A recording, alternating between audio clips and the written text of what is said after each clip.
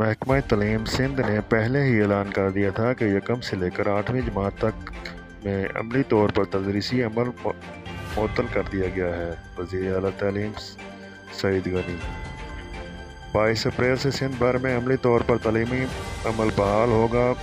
اگر خدا نخواستہ صوبے میں کسی اضلاع میں کرونا وائرس کے کیسز میں اضافہ ہوتا ہے تو وہاں کی ضلع انتظامیہ اس اضلاع کے حوالے سے فیصلہ کر سکتی ہے۔ وزیر تعلیم سعید غنی نے میڈیا سے بات کرتے ہوئے کہا کہ الحمدللہ اس وقت صوبے میں کرونا وائرس کے صورتحال کنٹرول میں ہے۔